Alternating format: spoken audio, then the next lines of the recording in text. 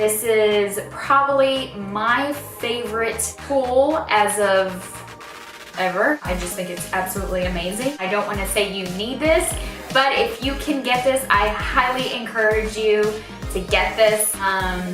Anyways, I'm going on and on. Keep watching for a little demo and for my thoughts on this Revlon brush. Yeah. Okay guys, so my hair is towel dried. It was probably in the towel for maybe 15-20 minutes. It's not like dripping wet, but it's still pretty wet. I don't have anything on my hair at all. I'm not going to put anything in my hair for the sake of the video and for you guys to really see how the brush works. So let's put this bad boy to test.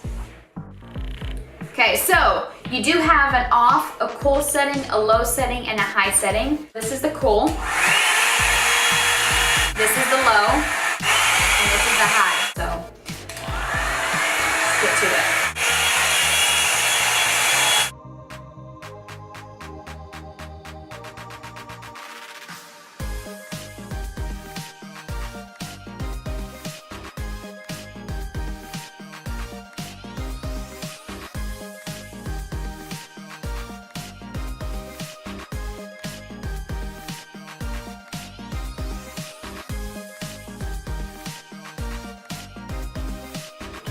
Okay, so as you can see, it's already super easy. A few things that I want to mention that I do. I will run the brush on top of my hair as well as underneath, just to kind of smooth out any flyaways. One thing I'll also do is sometimes in between the layer, I will run the brush on the cool setting. And the reason being for that is when you blast your hair with cold or cooler air, it kind of just helps set that style, how you styled or how you dried your hair, if that helps. The other thing also is the more you work and the more you dry the very roots, the more volume you will have. So depending on the look that you're going for, you can have a lot of volume and bounce up top, or you can kind of, again, brush on the top just to kind of dry your roots and just to achieve more of a sleek style. Capiche? Let's keep drying.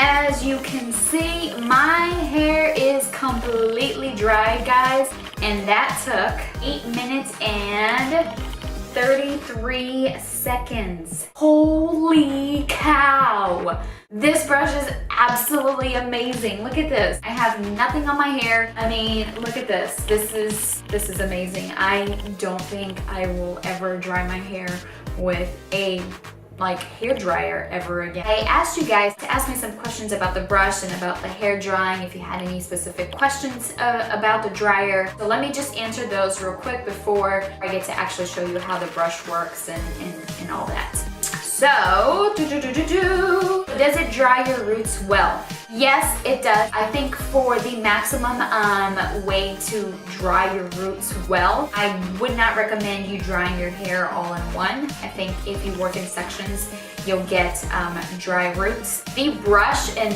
this is one of the drawbacks, is pretty big, as you can see, and it's a little bit hard to get to the very, to the very, very root of your hair, but it does still dry your hair. If you have short hair, this will give you tons of volume. I wish they made this in like a half size. I think that would have been really smart, but this one just comes in this size, and it does dry your root well. Do I have naturally straight-ish hair? If I were to brush my hair and let it air dry, it would dry semi-straight? And does this work with like different types of hair? But if I just left it like this, it would dry like this. My hair does have some wave to it. It's not curly. And I do think that this will work in any type of hair. Because it is a hair dryer type, I don't see you having really much problem even if your hair is super curly. I could be wrong, but I don't foresee that just because it's in essence, it's a, you know, a hair dryer and a brush. If a hair dryer and a brush were to have a baby, this is what it would have.